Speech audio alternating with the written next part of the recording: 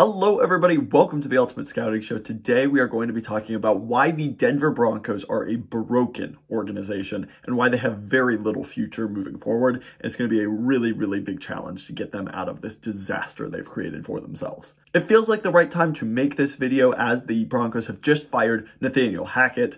I think that obviously was a needed change. He has not done well this season at all. 4-11 record as a head coach for the Denver Broncos. And there were so many incidents, so many reasons to move on from Nathaniel Hackett. He's far from the only problem of this team, but he was certainly a problem.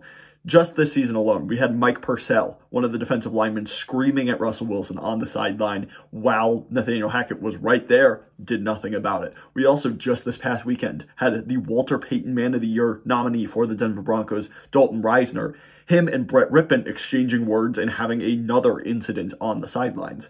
We've seen Jerry Jeudy throw his helmet in frustration multiple times this year. He bumped into an official purposely versus Kansas City. And it's very clear that Nathaniel Hackett was in over his head. He was pretty much brought in a lot of ways to be Aaron Rodgers bait as, that situation was unfolding with Green Bay. Obviously, that didn't work out. Rodgers was able to resolve things with management in Green Bay. He remained there. And so the Broncos had to turn to another plan. And that's ultimately why they ended up getting Russell Wilson. But I think the main purpose of getting Hackett in the building was to get Aaron Rodgers on the Denver Broncos. They felt they were a championship quarterback away, and he wasn't able to lure him in. Not that that's the fault of Nathaniel Hackett, but that was probably the primary reason he was there. He just looked in over his head constantly throughout the season, whether it was the culture incidents that we just talked about that he really wasn't resolving very well, whether it was the terrible game management that we saw early on in the season, especially against the Seahawks. He had to hire someone as an external coach to deal with game management, and things still didn't really get much better in that regard. He just looked in way over his head, and he wasn't able to adapt his offense. Russell Wilson wants to run one thing, and pretty much everybody else wants to run something else. And he's just sticking with what Russell Wilson wants because he doesn't know how to control the locker room. And that's very clear to me. Nathaniel Hackett was a problem. There's no doubt about it. But they have so many other underlying issues that I don't know that this is going to change the direction of the organization by any means. With the current state of the team, it is going to be a tough thing to find a head coach that will want to come into probably the worst situation in the entire NFL. The Broncos have traditionally hired a lot of defensive-minded head coaches, but, there's that issue right now of, do you hire an offensive coach to come in and fix Russell Wilson? If you do, I don't think that's going to work. And they haven't had success hiring offensive coaches very much. They hired, obviously, Nathaniel Hackett, which was a train wreck. You've hired Josh McDaniels in the past. That was a disaster. Kubiak, who was brought in and won a Super Bowl in Denver, was a very established head coach. He was more on the offensive side, but he was an established head coach that had proven that he could have success. And to be honest, Peyton Manning kind of carried that offense. He was the play caller, basically, of that team. So they really haven't had a ton of success with offensive minds. They've hired a lot of defensive minds. You think of Vance Joseph. You think of Vic Fangio, of course. They've had more success with those kind of coaches, but can you really hire a defensive coach with how horrible the offense is? It was an absolute statistic anomaly. It's probably the worst offense they've had on a points per game basis in franchise history. It's one of the worst that we have seen in the last 20 years from a points per game perspective. They've just been dreadful offensively. So you hire a head coach that's from the offensive background and try to fix Russell Wilson, or do you hire a defensive coach play to the strengths of the team? It's going to be a tough decision, and I'm not sure that they're going to be in the running for the top candidates. If I'm D'Amico Ryans, who I think is the top coordinator of any of the head coaching candidates moving forward, I don't want to go to Denver. I don't want to coach Russell Wilson. I don't want to be a part of that management system. And clearly they're not a good team with no first-round pick. Why would you want to go to Denver right now? It was also recently reported that the head coach will report to the team owner, which I think is a terrible structure. They're not reporting to the GM.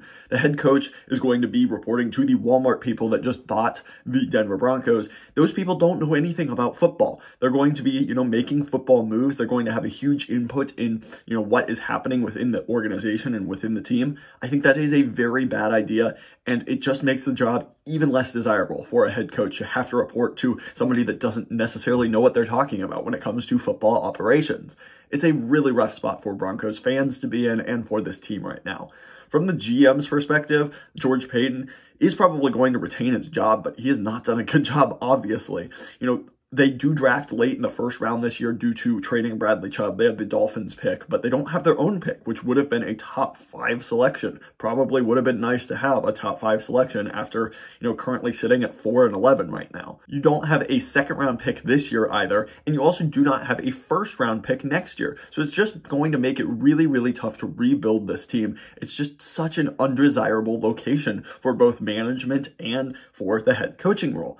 And obviously the big one here is the Russell Wilson extension. It just means that you only have $16 million in cap space to use this offseason. You can cut someone like Graham Glasgow, save $11 million against the cap. Obviously, the cap space is relatively flexible, but who are you going to go out and get that is automatically going to come in and fix this offense? I don't think there's anybody capable out there of doing that because it all stems from the issues at quarterback. The Russell Wilson problem is the biggest problem on this team. If I could have chosen to get rid of Nathaniel Hackett or Russell Wilson as a Broncos fan, I myself would have gotten rid of Russell Wilson. And I know that that's not how that works because of the contract situation, but if I'm picking between the two evils there, I would get rid of Russell Wilson because I think he is severely damaging this team from a culture perspective, from a play perspective, and from a management perspective, being able to get the best coaches and the best management in the building right now. This is going to be a very harsh segment on Russell Wilson, but I think it's warranted based on the kind of things that we have heard this season and his play so far this season. As I mentioned before, he's very stubborn in how he wants the offense to operate. He traditionally has used a lot of athleticism and ability to get out of the pocket and make plays downfield, but because he's getting older, he's losing that athletic edge, and he's not able to make the same plays that he once was. He's not really recognizing this, and he's still insisting that the offense is being run this way, when it's really just simply not working at all, and you can see that from the product on the field.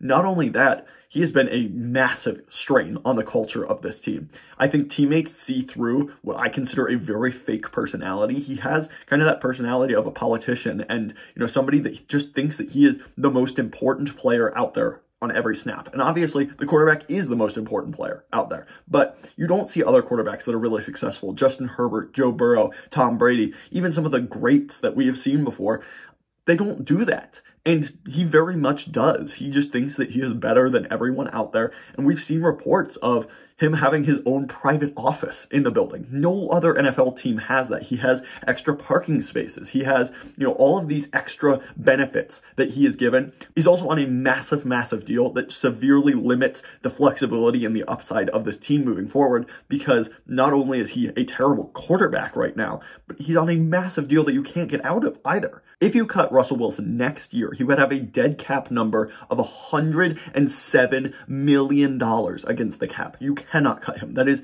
going to be a massive percentage of your cap, and you cannot just have that be on your cap and not have that player on your team. Well, you would think, okay, we'll move on from him after next season once he's cuttable. He's not cuttable. He has an $85 million dead cap hit in 2024. Still, absolutely uncuttable. He has a almost $50 million cap hit in 2025. That's still uncuttable. And then finally, he has a $31.2 million cap hit in 2026. That's still a massive issue. You can finally cut him in 2027 with a dead cap of around $12 million and a cap savings of $40 million. That's really the first year that it makes financial sense to cut him. That's 5 years down the road. Russell Wilson cannot be the quarterback of this team for the next 5 years with the way he is playing right now. He has 12 touchdowns in 13 games. He has multiple touchdowns in only 2 games this season. He has 0 touchdowns in 4 games this season. The amount of times that this team is punted is just astronomical. They just cannot move the football. His wide receivers are frustrated. His defense is frustrated with him, as we can see yelling at him on the sideline. This defense has been a good unit this season. They really have. But the offense can't carry them. They can't do anything at all. And that's why it's such a massive issue for this Broncos team. You have no identity and you have no flexibility to move forward off of that identity in the future. This is a really, really bad spot for the Denver Broncos right now. I'm really not sure what they can do moving forward. You have to hire a head coach that can instill a winning culture. You have to have a coach that can come in and set Russell Wilson straight. You got to reset the culture and make sure that Russell Wilson isn't the most important player in the room in his eyes, because that's really, I think, how you have to change this, because you can't move on from Russell Wilson. As unfortunate as it is, You just cannot move on from him for the next couple of seasons, the foreseeable future. So you have to work with what you got. I think hiring somebody that hopefully can come in and reset the culture is the best chance the Broncos have to succeed, but it is going to be a long, difficult road to make that happen. I'm very worried about the future of the Denver Broncos and what it means for this team moving forward. If you like this video, please hit that subscribe button down below. Thank you so much for your support on this channel. It means a lot. Hit that like button while you're down there as well. Just pushes this video out to other NFL fans just like you. Thank you so much for watching. Have a great rest of your day. Thanks so much. Bye.